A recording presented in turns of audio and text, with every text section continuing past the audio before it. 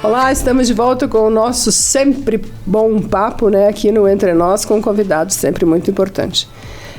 Você que está acostumado aí a ver a gente com um papo bem descontraído, o de hoje nós vamos tentar levar de uma forma descontraída, mas não é um assunto legal, não. Já digo para vocês que é um assunto bem ruim, né?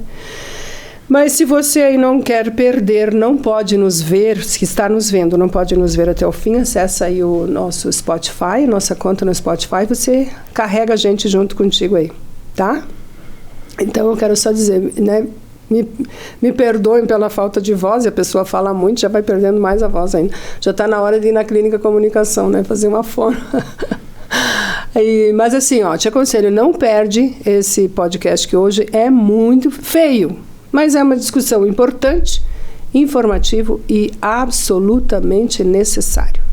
Então vai lá, se tu não pode nos ver, vai lá, acessa o Spotify que a gente vai contigo. Que a minha convidada hoje é a delegada de polícia responsável pela DPCAM, Delegacia de Proteção à Criança, ao Adolescente, à Mulher e ao Idoso, doutora Elisiane Jungs, delegada de polícia. Doutora Elisiane, um prazer tê-la aqui. Me permita chamá-la de você, porque você poderia ser minha filha, né? Com certeza. Por favor, Dete, fica à vontade. Um prazer tê-la aqui.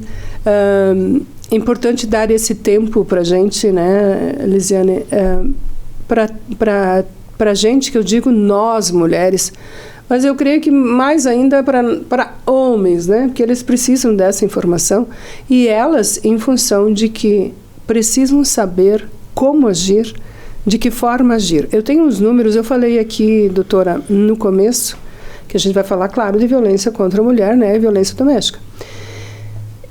E tem uns números que é feio a gente ter esse título, né? Uhum. É muito feio. Olha só, gente, não é assim o Brasil está, não. É Chapecó, a gente está falando agora aqui, a gente vai falar de Chapecó. Então, atentem-se a esses dados. Chapecó até o dia que a gente está gravando, é a 4ª cidade catarinense em registro de violência doméstica. É a 3ª cidade catarinense em registro de violência sexual, pasmem, contra vulneráveis, que são crianças e adolescentes. Em 2024, agora são 7 meses, são quase 600 pedidos de medidas protetivas de urgência por mulheres que noticiam sofrer violência doméstica, entendeu? Então, 600, faz a continha aí, dá em torno de 3, olha que rápida 3 casos por dia.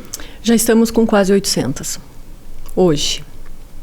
Quer dizer que da minha pesquisa até hoje, e até o dia que for pro ar, já foi também, já é velha, a minha pesquisa já é velha, né? Em 2024 foi registrado, me corrija por favor, um feminicídio consumado e 5 tentativas de feminicídio. E qual é como é que eu te juro que eu não sei nem como começar, porque é espantoso essa tabela aí, né? Uma tabela periódica, uma tabela que só aumenta. Sim. Que título horrível que a gente tem, né? E não é só Chapecó. Eu falei que não era o estado, era Chapecó, mas no caso somos Chapecó, destaque nisso, Santa Catarina, destaque no Brasil nesse sentido. Sim. Qual é o primeiro passo de uma mulher? Vamos começar então aqui já, para deslanchar. Qual é o primeiro passo? O que é considerado violência doméstica? Certo. Dete, tu mencionou só antes de eu responder o que é considerado violência doméstica, que o título é feio, o assunto é tortuoso, e de fato né? É um assunto que nem todo mundo tem disposição para enfrentar, porque ele traz esse tipo de constatação de que Chapecó, e não é um problema de Chapecó, né? Mas nós estamos num ranking, estamos feio no ranking, né? E nosso ranking podia estar o último do ranking. Exato, porque nós temos uma estrutura de enfrentamento muito boa, né? E aí tu me pergunta quais são os passos, eu acho que são muitos passos que devem ser dados de forma concomitante, um deles nós estamos fazendo aqui agora. Como o assunto é ruim, é incômodo, ele perturba, e nem todo mundo tem interesse em falar sobre isso pelas mais diferentes razões, e isso é normal, assim como outros assuntos. é muito importante colocar o holofote no tema. É muito importante a gente pegar o microfone e falar sobre isso para que a gente comece a melhorar a nossa compreensão do que é violência doméstica.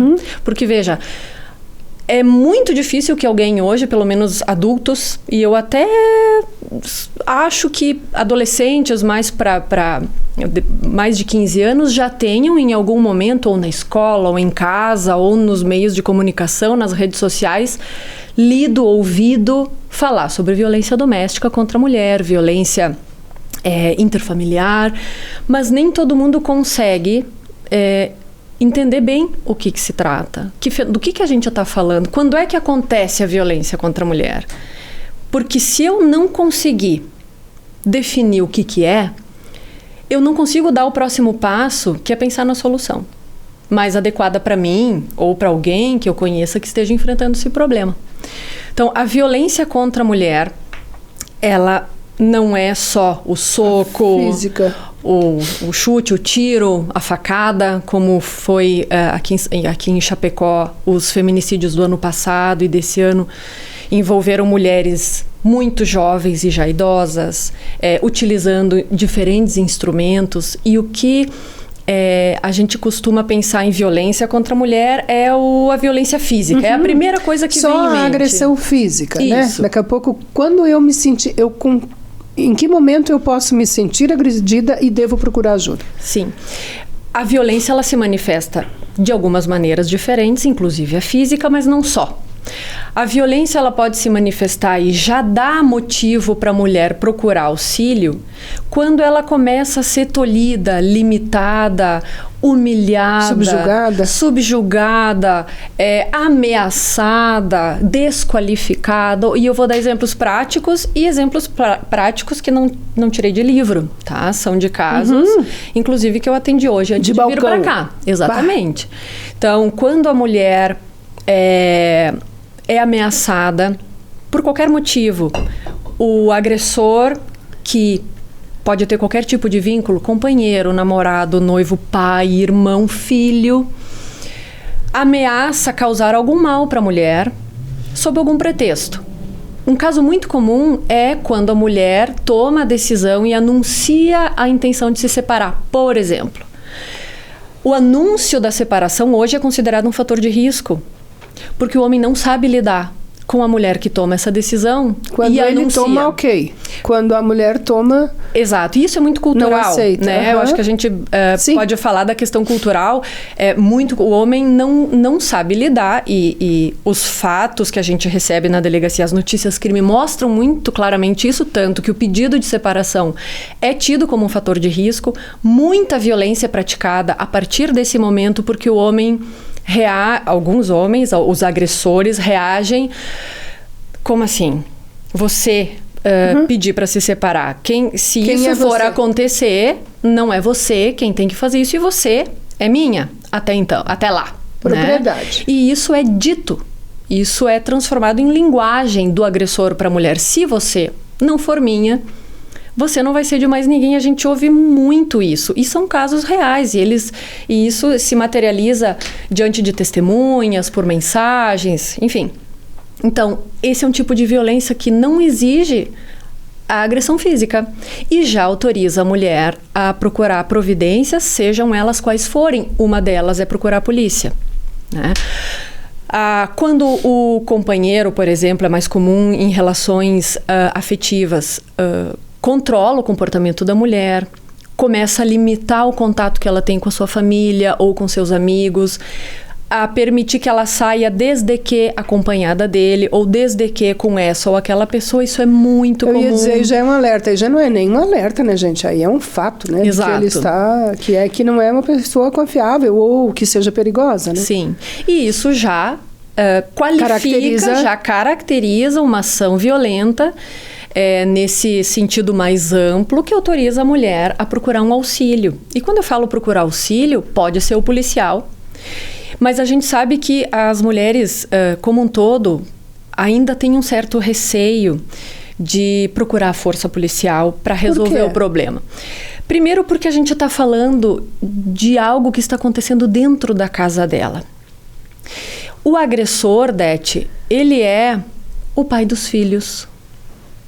Ele é o homem que muitas vezes ela ainda ama e tem esperança de superar esse probleminha e continuar vivendo de uma forma mais tranquila. Ele é um cara legal quando ele não está agressivo. Então, o que a gente percebe nas mulheres é que elas não nos procuram diante de regra, né? Diante de uma primeira investida violenta. A mulher vai sentindo e vai passando por situações e cada uma leva um tempo para assimilar que isso não dá mais.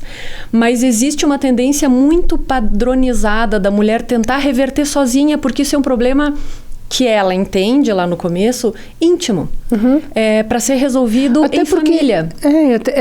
A exposição também, né? Porque com receio bem ou mal, de exposição, receio de exposição, receio da atitude pós-denúncia. Exatamente. Uma mulher que vai denunciar, ela tem que voltar para casa dela? Ou a partir do momento que ela tem alguma proteção, a tal da medida protetiva?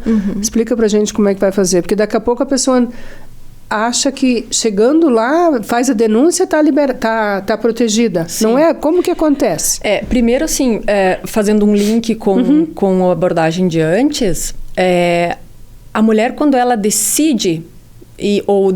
quando ela entende e se convence de que aquilo de fato não é um problema que ela vai conseguir resolver sozinha, e muitos casos a mulher não vai conseguir resolver sozinha porque não é ela o problema, nunca foi, mas ela entende que não vai conseguir controlar o agressor porque ele tem esse comportamento e vai precisar de uma intervenção externa, aí ela procura a polícia. E eu acho importante frisar que a gente pensa, né, aciona a força policial, vai parar uma viatura lá na frente da minha casa.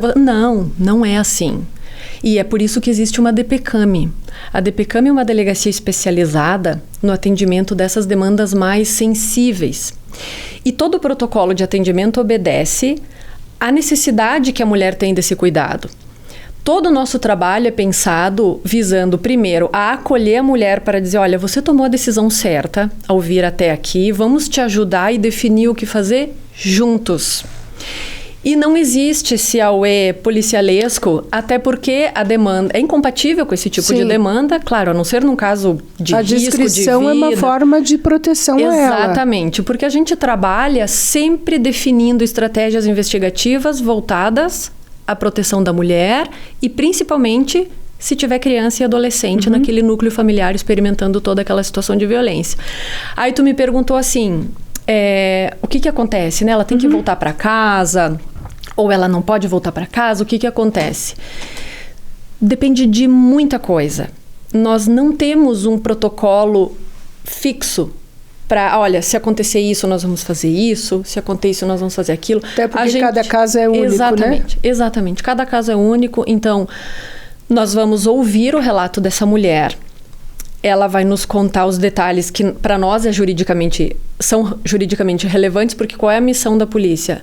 Investigar a autoria, ou seja, quem fez, em que circunstâncias, provas, para uma futura condenação, se for o caso, né? Esse é o nosso trabalho. Para definir as providências assistenciais, protetivas, a gente conta com toda a rede do município, por exemplo, assistência social, conselho tutelar, a gente trabalha de mãos dadas. Essa é uma equipe multidisciplinar. A delegacia faz essa parte legal, digamos, e aí o município fornece essa outra parte que tem que suporte. Ter. Exato, porque aí é psicólogo, é assistência social, é segurança, a segurança que eu digo daqui a pouco de um trabalho, ou encaminhar para que ela crie uma independência, enfim. Exato. É muito grande, né? Não é só chegar lá e agora vai prender o Sim, fulano. Porque aí não resolve. Isso. Muitas mulheres que nos procuram, elas... E tem muita volta, só para não perder o raciocínio. Sim. Tem muita volta, tipo, vai lá, denuncia... Claro, e isso já é esperado. E voltam de novo denunciar o mesmo cara? Voltam. Por quê? Porque, como eu mencionei antes, existe um vínculo, para além do vínculo de violência, entre esse agressor e essa vítima. A mulher, ela, em alguns casos, há um rompimento, a gente não ouve mais falar e se pressupõe que a situação se resolveu. Em outros casos, não. Principalmente quando o agressor é pai de filho comum. né? Porque a mulher, e aí vem a questão da independência financeira, que tu mencionou que é importante, muitas vezes a mulher precisa de ajuda nesse aspecto e até emocional, e esse relacionamento se retoma, há uma tentativa, daqui um pouco, em alguns eu imagino que dê certo, e outros não, e aí as mulheres podem retornar, elas têm esse direito, né? Sim. Tentaram retomar, apesar da violência prévia, não deu certo, aconteceu de novo e elas nos procuram. Não existe foi uma vez, voltou, não pode mais tomar providência. Não, toda vez que a mulher, mesmo tendo retomado esse relacionamento e eventualmente for vítima de novo, mesmo que do mesmo agressor, ela pode retornar e a gente implementa as medidas cabíveis. Existe o ciclo da violência, que ele é descrito como momentos de agressividade, arrependimento. Aí a situação fica maravilhosa até que se estabeleça tudo de novo. E às vezes nesse momento em que está tudo ótimo, que se resgata a parte boa de todo mundo, a retomada da relação. Só que o ciclo volta. E aí acontece tudo de novo. Volta porque não há cura, né? Não houve a cura. Não se trabalha na fonte. Doutora, aí tem aqui, vocês fazem essa proteção à criança e adolescente. Você que está chegando agora, ou que está só nos ouvindo, estou com a doutora, a delegada Lisiane Jungs, tá? Que é responsável pela DPCAM, e estamos falando sobre violência doméstica, violência contra a mulher. Tem um número aqui que me assusta muito, que é a violência contra meninas, né? E adolescentes com os próprios familiares. E para criança, assim, meninas, são crianças, são, né, consideradas crianças ou adolescentes. Então é um ciclo que se cria dentro de uma casa. Tu sabe que nessa tragédia que aconteceu no Rio Grande do Sul, as pessoas comentaram muito de que teve estuprador, que era da mesma família, no abrigo e tal. Aí eu pensei cá comigo, mas isso era uma prática. Né? O ser humano desceu no seu mais baixo nível e foi fazer só naquele dia. Então aquilo poderia ser uma constante, uma prática que acontecia antes da tragédia, que acontecia em casa. Não se descarta. Como essa menina, por exemplo, e o idoso, já vou te falar aqui. A menina e o idoso. O idoso é maltratado por quem? Por filhos? Por parentes mais próximos, genros, sobrinhos, enfim, cuidadores. E criança. Tem criança pequena que é agredida? Daí a mãe que é a responsável por ir lá fazer essa denúncia. Tá. Como se protege essa criança e essas meninas que são violadas dentro de casa? Tá. Com relação a crianças que são aquelas... Muita coisa junto, né, doutora? Não, mas vamos lá, eu vou me lembrar de responder. Quando se trata de criança, que são pessoas de 0 até 11 anos, né, ou 12 incompletos, a incidência de crimes mais comum é maus tratos, e aí, via de regra, dentro de casa, porque as crianças não frequentam lugares que não estejam vinculados a onde estão seus cuidadores, né? Então, via de regra, por pessoas da família. E violência sexual, também por pessoas da família, justamente por essa peculiaridade. As crianças, né? A criança não sai para trabalhar, não tem um círculo social, então ela vive naquele ambiente essencialmente doméstico. Então, é muito comum a violência sexual, especialmente contra meninas. E isso também é uma constante no caso de adolescentes, em que a incidência de maus tratos diminui, até porque o adolescente, que é aquela pessoa com 12 até 17 ou 18 incompletos, já tem até uma compleição física, o discernimento, uma maturidade para se defender, fala, conta, né? O que a criança, às vezes, uma criança é mais vulnerável a olha, não conta para tua mãe, porque senão eu vou matá-la.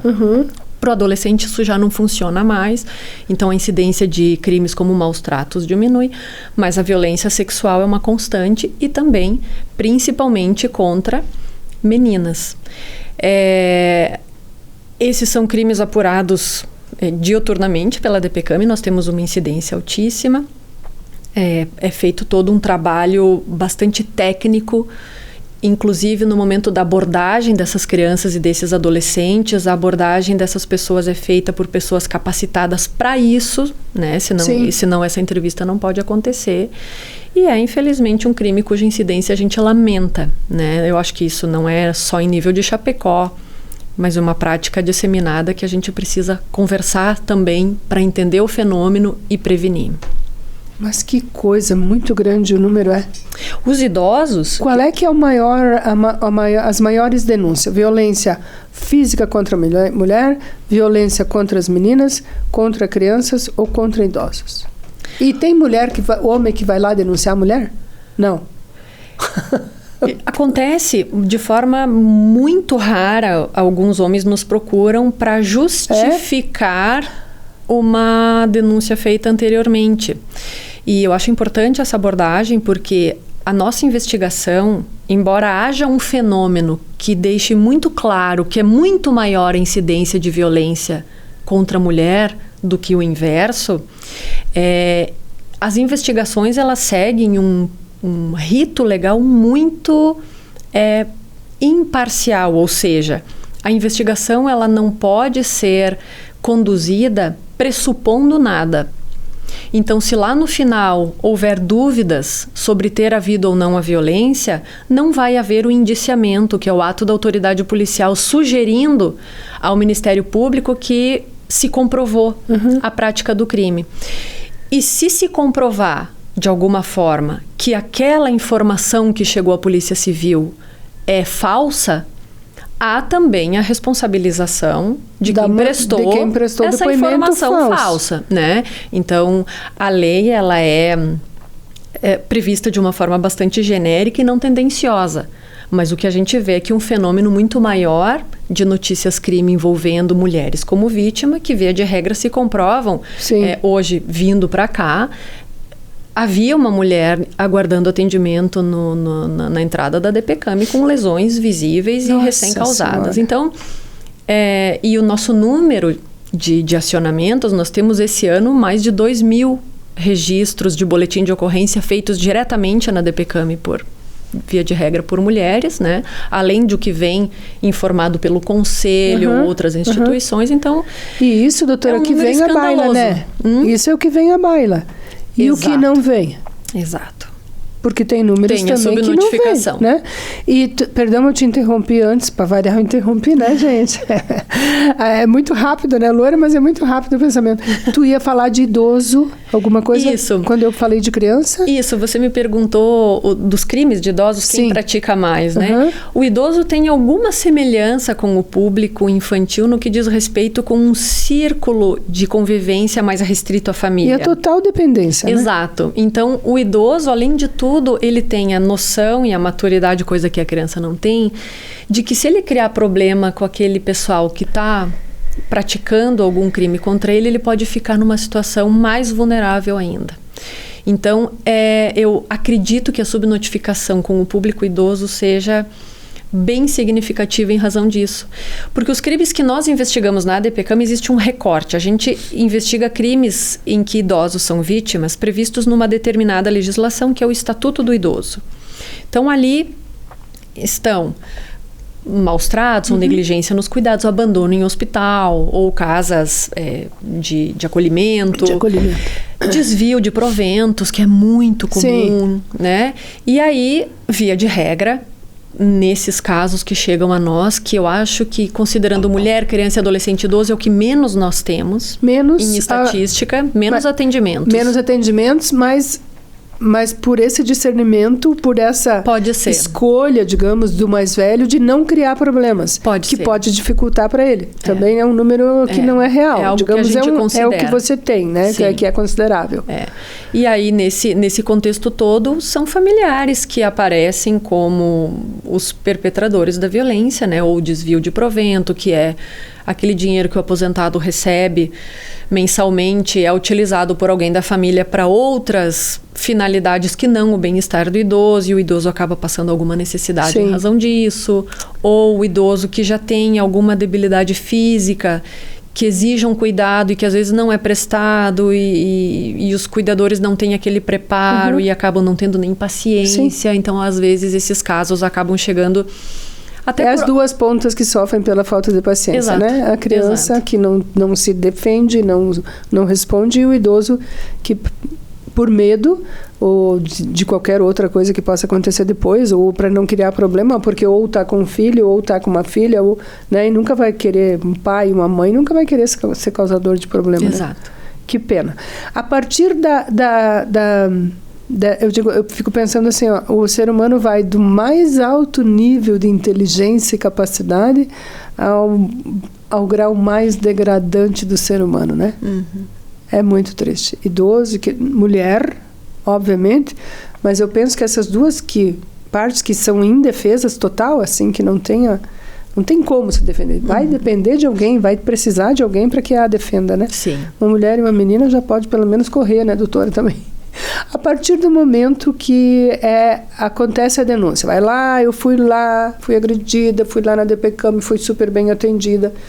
Passa-se ainda, eu acho, aqui pelo fato de que eu dizer, vou falar com o delegado, ou eu vou falar com a delegada, meio que intimida a pessoa um pouquinho, você acha? Eu acho que a polícia em si, né? Porque a polícia ainda... Intimida o denunciante. Sim. A polícia, ela ainda é vista... E isso é cultural. Isso é cultural de algum tempo atrás. Existe um ranço, mas eu acho que já está sendo superado, de truculência, de força, de exposição, né? E a polícia não representa mais isso. Porém, as pessoas ainda podem ter algum receio de nos procurar em razão desse fator intimidatório, isso. Né? De falar com um agente da polícia, um delegado ou delegada de polícia. Isso pode causar algum desconforto. Né? Mas é algo que a gente... Sim, até porque, doutora, sejamos sinceros, né? Não é todo mundo que trata todo mundo igual, né? Daqui a pouco exato. A pessoa tem uma experiência, exato. Ou alguém falou. Nós temos assim com os netos, sabe? Ensinamos para os filhos e ensinamos para os netos. Polícia é do bem, polícia para cuidar da gente. E aconteceu um fato muito engraçado que eu registrei tudo com os netos na IFAP, com os 3, e o pequeno, aonde ele encontra um policial, ele chega e vai... Ele bate para a pessoa para cumprimentar. Sim. Né? Porque eu acho que você vem desde cedo ensinando que ele está aí para te proteger e não para te fazer ao contrário, né? Com suas raras exceções, também, lógico. Ponto, sim, né? Que nem nós conversávamos antes de iniciar a gravação, qualquer área profissional vai ter... Os bons, os medianos, os que se destacam mais. Porque a gente ouve histórias de todas as formas. Sim. Claro que o contador de história vai contar a sua história. Como aconteceu realmente, só se você estiver em loco para ver, né? Sim. Mas então, tá, doutora, fui lá, fui agredida, vou ter que ir lá, tive coragem, vou dar um basta, cheguei lá, denunciei. O que vai acontecer com o agressor? Ótimo. Esse primeiro atendimento...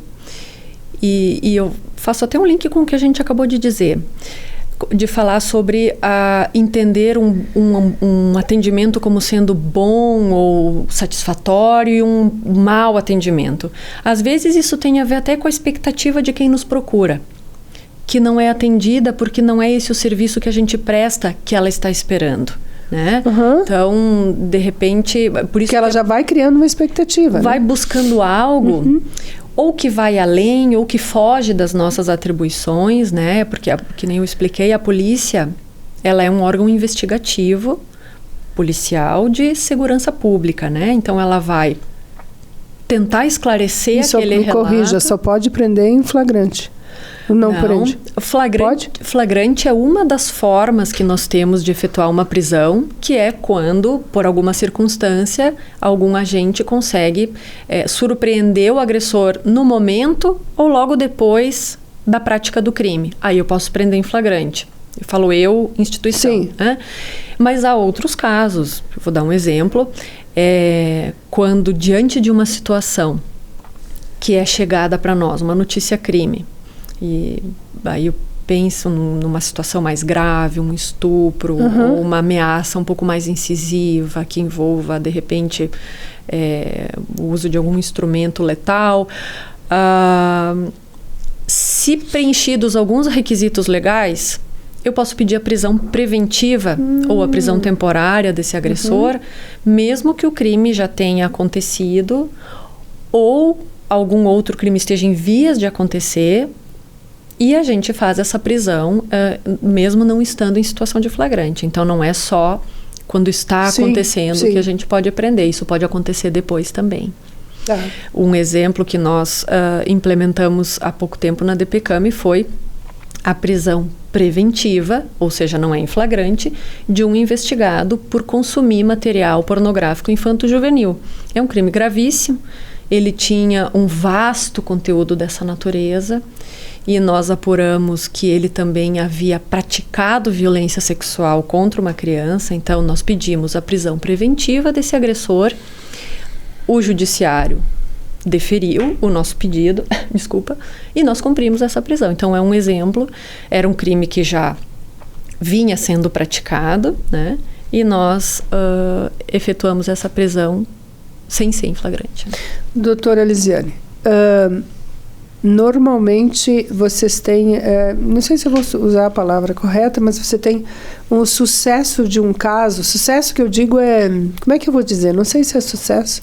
A resolução de um caso, porque vocês, pelo que eu estou entendendo, ali tem uma equipe, tem você, tem mais um delegado?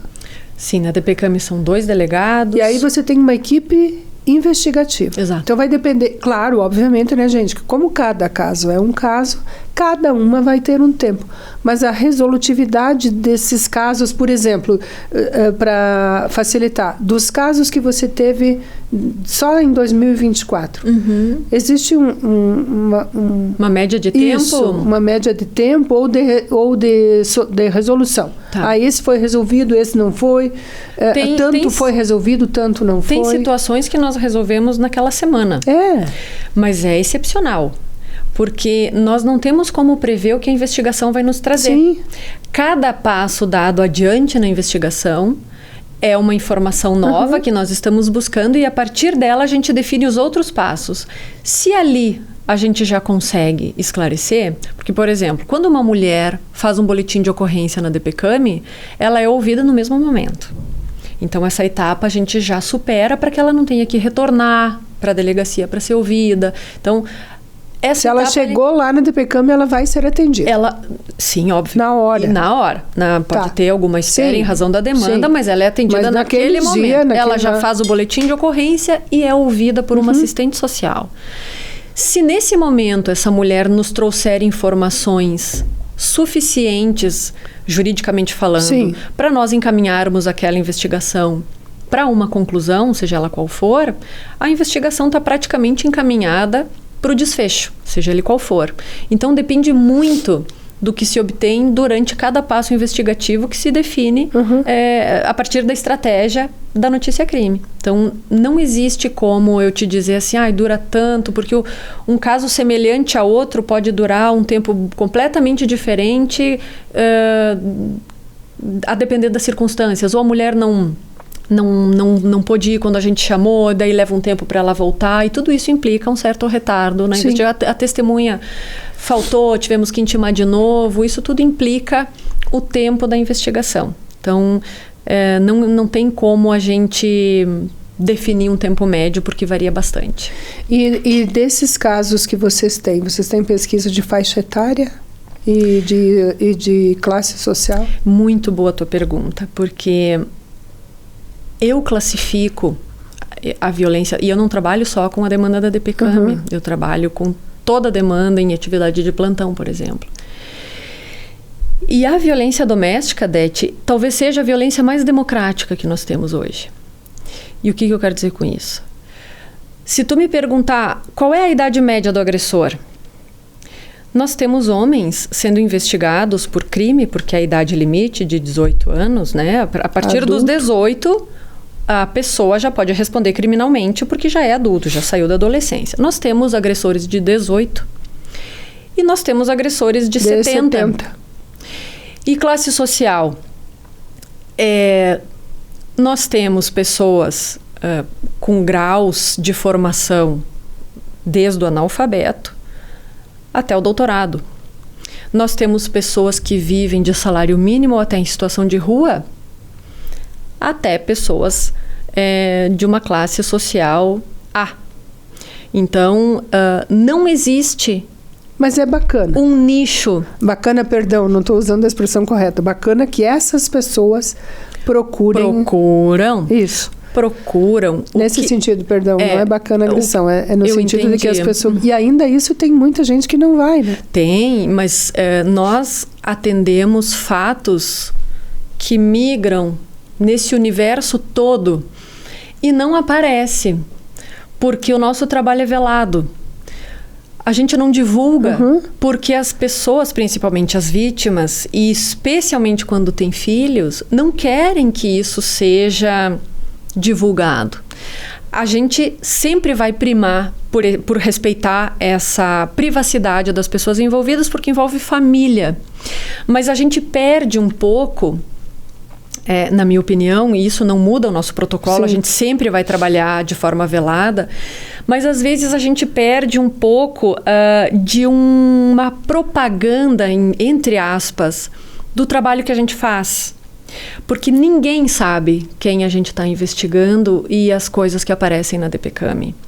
Para entender que o trabalho investigativo da polícia no que diz respeito à violência contra a mulher, ele alcança toda essa cidade. Então, tu acha que deveria ser mais divulgado? Não, eu não acho mais que deva discreto? ser. Não, eu acho que ele é discreto porque tem que ser. Tem que ser. Mas um lado negativo, eu acho que tem que se manter discreto, mesmo com isso. Sim. Só eu lamento mas porque informativo, a gente perde um pouco da oportunidade de atender mais pessoas. De mostrar para a sociedade o quanto a violência doméstica não é um problema de um tipo de pessoa, que é disseminado. E talvez isso, eu não quero usar o termo consolaria, mas talvez estimularia mulheres a entenderem que não são as únicas. Sim. E que não são só elas que estão passando por isso.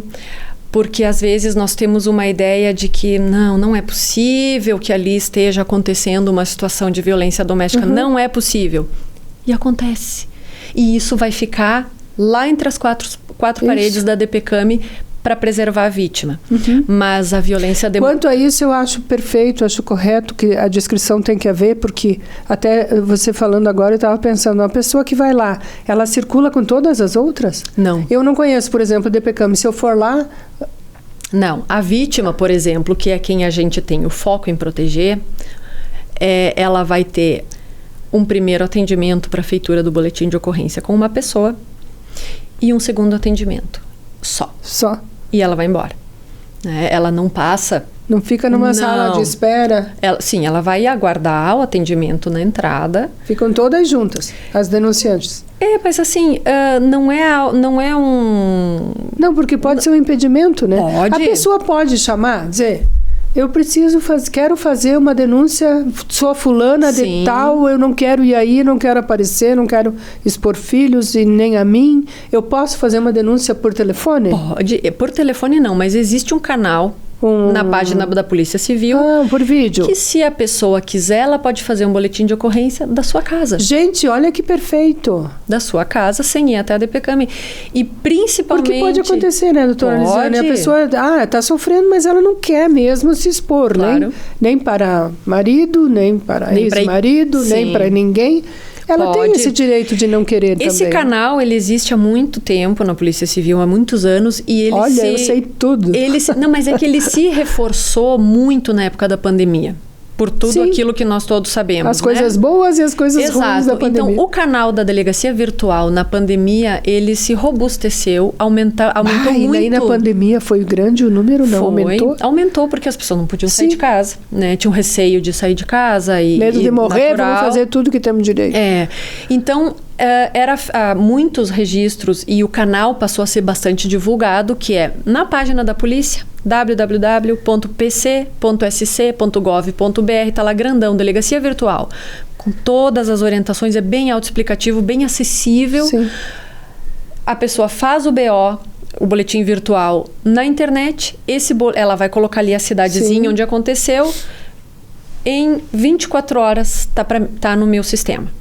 Então, a partir do momento que eu recebo esse boletim de ocorrência, ele Daí tem a entra em mesmíssima validade do que um boletim de ocorrência feito ali na delegacia, e a gente faz o contato com a comunicante para esclarecer o que precisa. Olha que bacana, que importante isso, né? Doutora Lisiane, a gente ouve, assim, tipo, o que mais choca a gente. Fulana de tal tinha medida protetiva e foi assassinada. Como que vocês, como lei, como... que é isso que passa na cabeça das pessoas. Vocês como protetores, digamos, responsáveis por essa proteção, já que ela tinha ido e ela tinha uma medida protetiva. Sim. Como que vocês administram isso? Que sabe que as pessoas dizem, não adianta nem eu ir lá se a pessoa tinha medida protetiva e foi morta. Sim. É uma reflexão bem importante e que aconteceu aqui em Chapecó, inclusive. Foi um feminicídio de uma mulher que tinha medida protetiva vigente. O que eu tenho a dizer sobre isso, Dete? Hoje nós temos quase 800 pedidos de medida protetiva em 2024. À luz. 2024. Fora o que está escondido. Mas esses pedidos formalizados, sim, né? De mulheres que vieram nos relatar, olha, estou sofrendo esse tipo de situação, estou com medo, preciso de um pedido. Então, quase 800 pedidos encaminhados pela DPCAM.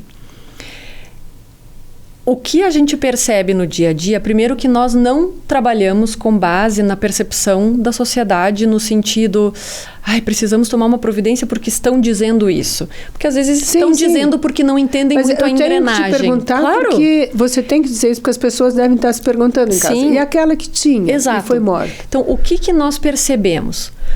São quase 800 pedidos de medidas protetivas. O efeito dessas medidas... Quando ele é positivo, ou seja, quando ele evita que o agressor novamente invista contra a vítima, é um número inexistente, porque nada mais aconteceu. E isso acontece na esmagadora maioria dos casos em que existe medida protetiva. Claro que em algum momento o sistema e a engrenagem falha, porque a medida protetiva não implica colocar alguém ao lado da mulher 24 horas por dia, porque isso não existe e a mulher nem ia querer. Né? É uma privação da liberdade e privacidade impensável. Mas o recado que a gente dá para quem considera esse tipo de episódio pontual como uma falha é... Se não tivesse a medida protetiva, provavelmente aconteceria da mesma forma. E aí viria a baila, né? E na maioria das vezes, o que a gente presencia é que o homem, quando vê que a mulher tomou uma iniciativa concreta de proteção dela mesma, ele recua.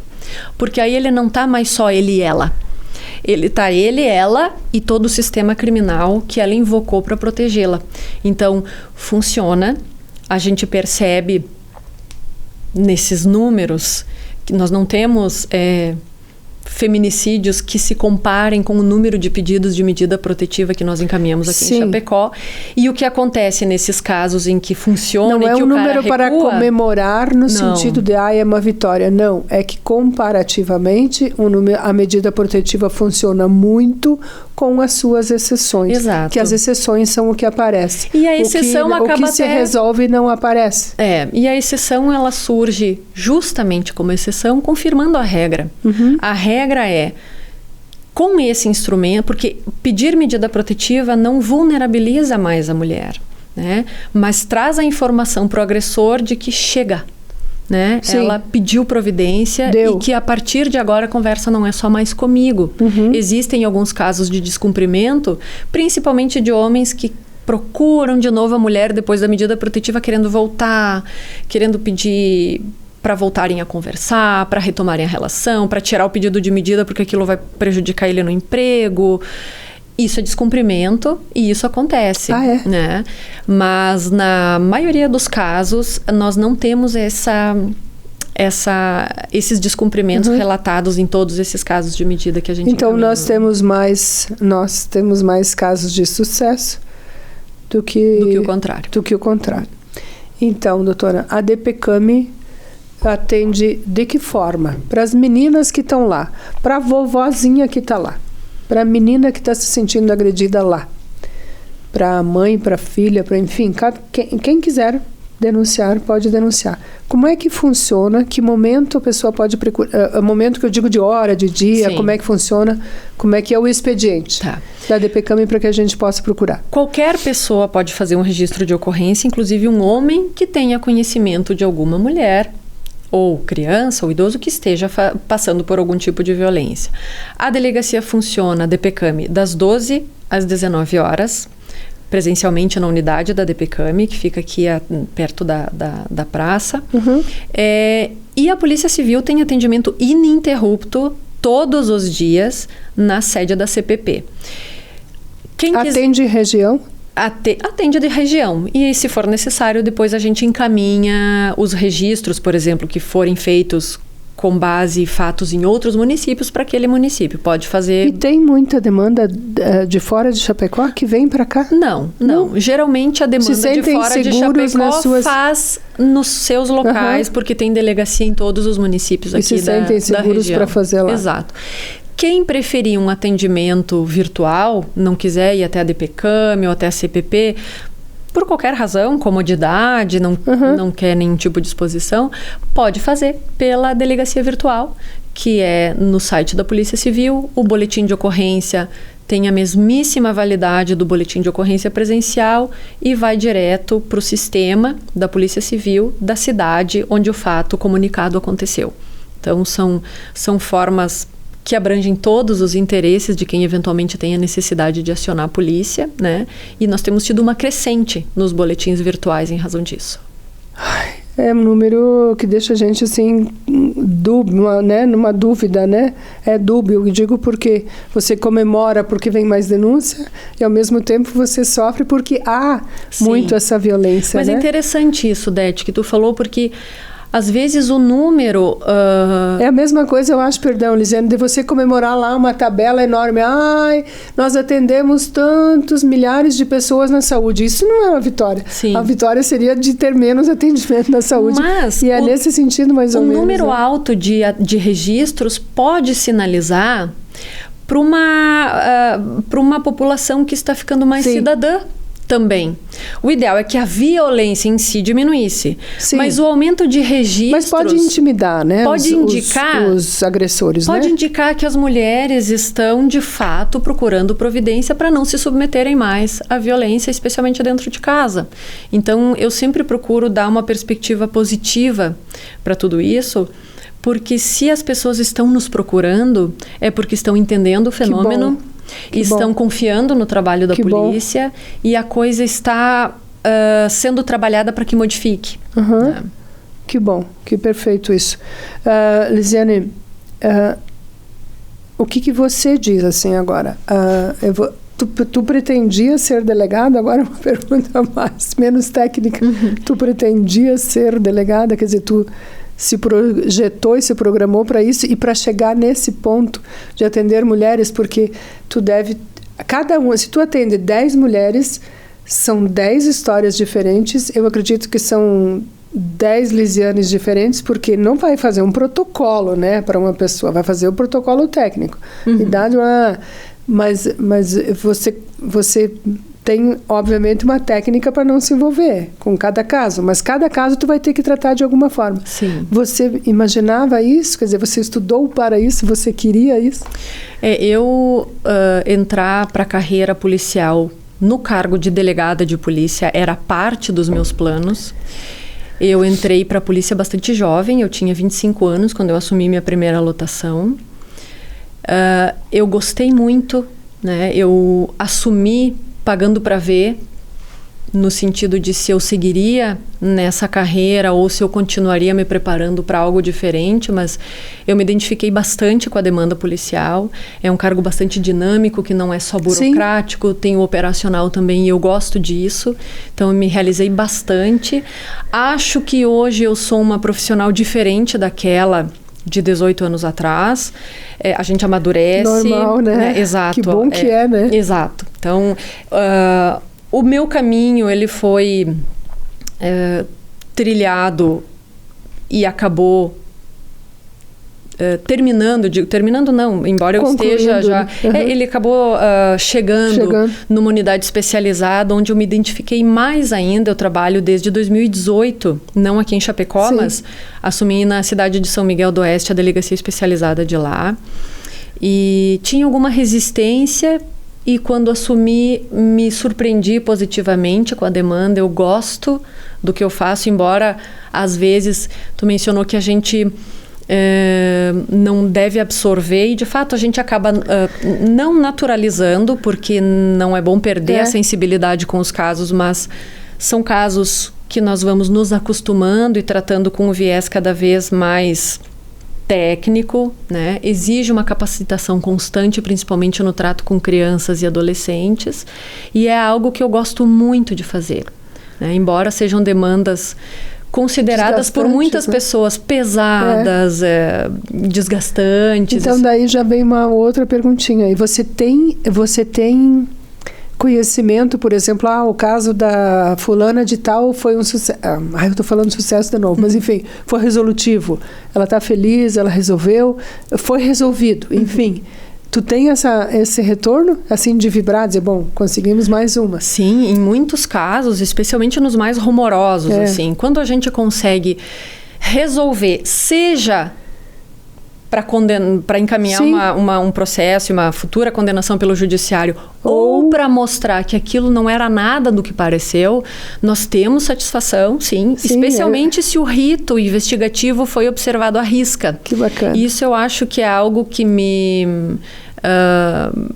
estimula muito, e estimula muito minha equipe também, porque o trabalho que é feito na DPCAM não é feito por mim. Sim. Né? Eu não faria nada ali sozinha. Então eu estou com uma equipe maravilhosa, uma engrenagem que funciona muito bem, o que dá mais brilho ainda para a demanda que a gente atende. Agora é bem técnico assim. Então qualquer pessoa... Adorei esse negócio de poder ir lá e denunciar sem, né? Porque quanta gente que daqui a pouco não sabe, assim como eu não sabia, e que não vai porque não quer se expor, e que ela pode usar isso. Eu não sabia, né, gente? Desculpa aí se a maioria sabia, eu não sabia mesmo. Mas, enfim, que a pessoa... E um vizinho pode denunciar um sistema estranho na vizinha? Se está havendo algo que caracterize crime, pode, mas eu acho importante mencionar, Dete, que esse BO ele vai exigir que a pessoa denunciante se identifique. Sim. E o que essa pessoa denunciante botar ali é algo que ela está declarando como verdadeiro. Se eventualmente se apurar que aquilo foi feito com alguma malícia, a pessoa pode ter problemas, né? Então a pessoa que vai denunciar não é uma brincadeira. Exato. Ela tem que saber que é correto. Eu fico imaginando sabe o que eu pensei, Lisane? Daqui a pouco uma criança, um indefeso, as duas pontas indefesas, um idoso e uma criança que os familiares os tratam assim, e ninguém vai denunciar. Ou a mulher não denuncia o marido, ou o marido não denuncia a mulher, enfim, e que um vizinho possa fazer um relato sobre carinho o que acontece, desse, né? Um bem, né? Um benefício. Então hoje não tem mais essa história de marido e mulher não se mete a colher, não. Definitivamente não. Tem que meter a colher. Lisane, para a gente encerrar, assim, foi um prazer muito grande você estar aqui. A gente volta a falar sobre isso, porque isso é um assunto... Bom, vai ficar nas redes, está no Spotify, está no nosso canal do YouTube, o Entre Nós com Dete. Você assista aí quantas vezes quiser, dissemina, passa para todo mundo, abre para ver, tudo isso. Mas que conselho você dá para uma pessoa agredida? É difícil falar num conselho padrão para qualquer pessoa agredida, né? Mas, de uma forma geral, seja a vítima submetida a algum tipo de violência de qualquer natureza, a orientação que eu dou é, a partir do momento que essa pessoa entende, se reconhece na condição de vítima, converse com alguém que possa te orientar, nem que seja ouvindo o que você tem para dizer. Isso não significa sair de casa e ir para a delegacia. Significa você falar sobre o que está acontecendo com alguém, porque às vezes quando nós estamos submetidos a algum tipo de violência, seja ela física ou não, nós não temos a condição, às vezes emocional, de dar a volta. Então é muito importante, eu acho que esse seria o conselho que eu daria de uma forma muito ampla.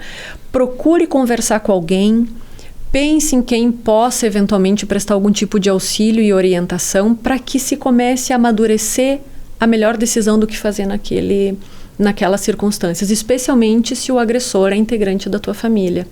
Porque o fato de ser um integrante da família não blinda essa pessoa de estar fazendo algo muito errado. Né? E às vezes é esse receio que as vítimas têm. O fato de ser um integrante da família não autoriza, não justifica e não gera um risco ainda maior de reincidência se a vítima não buscar esse aconselhamento. Então, acho que seria essa a dica, de uma forma bastante ampla. Querida, muito bom. Ficaria aqui horas e horas para a gente conversar. Te agradeço de coração por esse tempo. Que esse programa tenha sido... É feinho, mas que tenha sido bem útil para você. Que certeza que a gente vai atingir pessoas que talvez não soubesse de todas essas informações, né? Então, te agradeço esse tempo. Parabéns pelo teu trabalho. Com esse belíssimo e cativante distintivo. Muito bacana. E que sua carreira seja sempre vitoriosa, porque é você que é em ti, enfim, é em quem está lá atendendo que elas têm que ter segurança, né? Para, quem sabe não, certeza de mudar de vida. Sim. E acreditem, gente, a resolução, o sucesso de uma denúncia tem mais... me fugiram todas as palavras agora. Mas tem mais, porque eu não queria falar sucesso, né? Mais resolutivo. Os números de 800, por exemplo, a um fracasso, digamos assim. Sucesso e fracasso. Então, a exceção a regra que é o correto e é o que acontece. Certo. Né? Sim. Obrigada, querida. Muito obrigada pelo seu tempo. Eu que te agradeço e estou à disposição para voltar. Só chamar. Bom, vamos voltar a fazer um papo mais de amigos. É importante. E vocês sugiram, entrem lá na página do DPCAM, está aqui os contatinhos. Entra lá, se informa, vai lá, porque ninguém merece, né? Ninguém merece viver ou subjugado ou sendo agredido. Obrigada, querida. Vocês, beijo grande e até o nosso próximo podcast.